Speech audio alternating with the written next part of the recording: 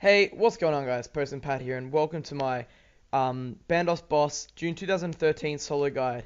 In this guide I will be covering a high level, medium and low level setup along with magic, and this is all in order to solo the Bandos Boss. I hope you guys enjoyed this guide. Please watch very closely, and if you have any tips or feedback, please let me know. I hope you guys enjoy. Okay, some basic information on General Grador, the Bandos Boss, is he has a combat level of 210, and he attacks with melee or range. He has 40,000 life points, has a max hit of 2,249 with melee, and 500 to 600 with range. He has no weakness, and experience per kill is 4,430 and 1,461.9 Constitution XP. The minimum skill requirements to solo the Bandos Boss is 80 plus attack, strength and defense, 90 plus constitution, 70 plus prayer for piety, 68 plus summoning for Ward Tortoise or any other familiar such as a pack yak would be more beneficial, and any stats better the easier the kill will be. Okay, now for the low level inventory setup. Before I begin, I would also like to make note that if you have extremes or overloads, please use them. So first off, you'd like to have super attack, strength and defense flasks, 2 prayer renewals, and 7 prayer flasks. Now if you choose to use the penance aura, you will not need to use as many prayer flasks.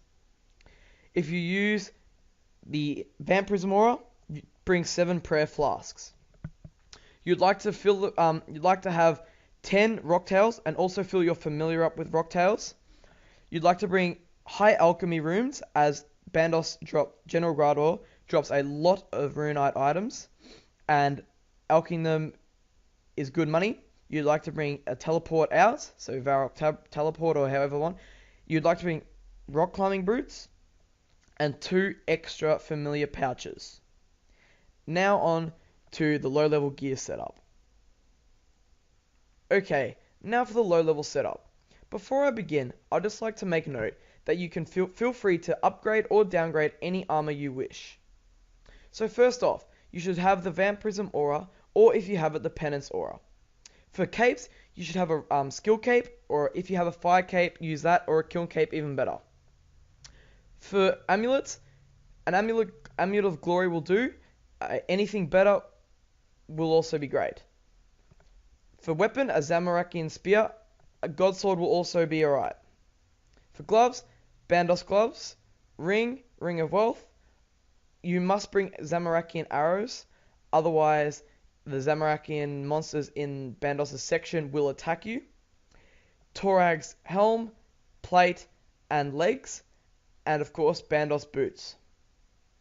Now we're moving on to the medium level setup. Now moving on to the medium level setup for the inventory, you'd like to have an extreme attack, extreme strength and extreme defense flask. Now also, if you do have overloads, please use them. You'd like to have 2 prayer renewals, 7 prayer flasks, just like with the low level setup. If you are using the penance, you do not need as many. And the rest is the same as the low level setup. 10 rocktails, your high alchemy runes, your pouches, your rock climbing boots, and your Varrock teleport. With your familiar, also use fill it up with rocktails. Pardon me. Now for the high level setup, you'll be trading defense for offensive bonuses. First off, you'd like to have the vampirism aura, or if you choose to use the penance aura. Next, you'd like to use the Tokar Kel or the kiln cape. If you have a fire cape, this will also do. For the amulet, a Saradomin's whisper, Drygor mace for the main hand weapon. Now, if you do have chaotic weapons such as longswords or rapiers, these will do. Bandos gloves, warrior's ring, once again Zamorakian arrows, Bandos helmet, Bandos chestplate, offhand Drygor longsword or Drygor mace, whichever Drygors you wish to use, as well as with the main hand, or if you do have chaotics, use them as well. Bandos tassets and steadfast boots. Now moving on to the high level inventory setup. For the high level inventory setup, you'd like to have 4 overloads and 4 prayer renewal flasks, 2 super restore flasks, which I have forgot to mention in the last 2 setups, so please bring them, and 6 prayer flasks. Once again, if you are using the penance aura, you do not need to bring as many, but you will last a lot longer with this inventory setup. 4 rock tails, these are just emergency foods. Of course, your high level alchemy runes, your tally tabs, your rock climbing boots, and 4 war tortoise pouches or whatever beast of burden you choose to bring.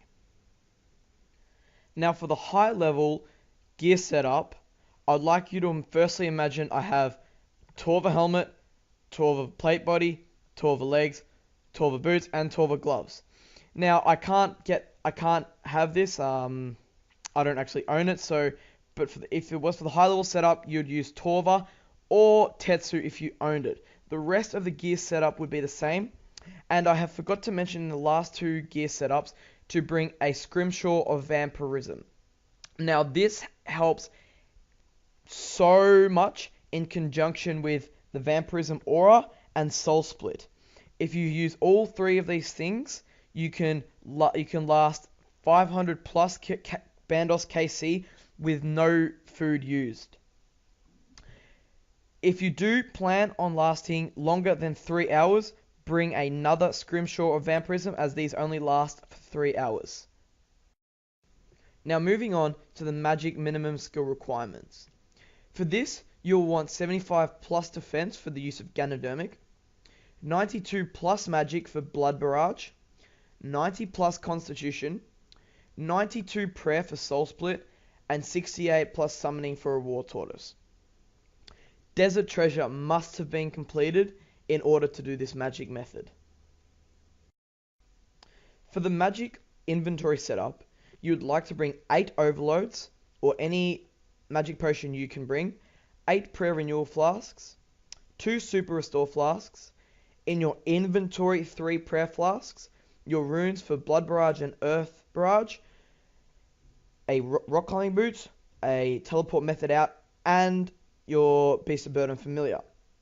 Now, in your Beast of Burden Familiar, you would like to fill it all up with prayer flasks, and add 3 or 4, however long you wish to stay for, 3 or 4 Beast of Burden Familiar pouches. Now for the magic setup, there are many changes you can make. I would first like to make note of, if you do have the dungeoneering levels required and the tokens, you can use a Demon Horn necklace with a Bone Crusher for unlimited prayer experience. Now, for the aura, you'd like to use the Vampirism aura to aid with your healing, or Penance aura like the previous setups. A Saradomin cape or any god cape, Zamorak or Guthix. An Amulet of Fury, or if you have it, a Saradomin's Hiss. A Grypholic wand, or the best wand you can use. Ganodermic gloves, Seer's ring, of course your Zamorakian arrows, Ganodermic visor, Ganodermic poncho, Grypholic orb, or the best orb or book you can use, Ganodermic leggings, and Ganodermic boots. Now, if you would like to trade the defensive setup of Ganodermic for offensive, you can use the Zamorakian armor subjugation, or even Virtus if you have the money. Okay, now if you are unfamiliar with how to get to the God Wars dungeon, here is a map showing you how. You would like to teleport to the Berthorpe Lodestone and follow past Troll Invasion all the way around, following the red line. You will need your rock climbing boots, climb up, follow it all around. Now where there is a green line, that is where there is an underground cave. You'll just go simply through there and around, and you will come to a boulder in which you need 70 strength or 70 agility to pass through. Now if you have 70 agility, I recommend you use this, as it is slightly faster than the strength option.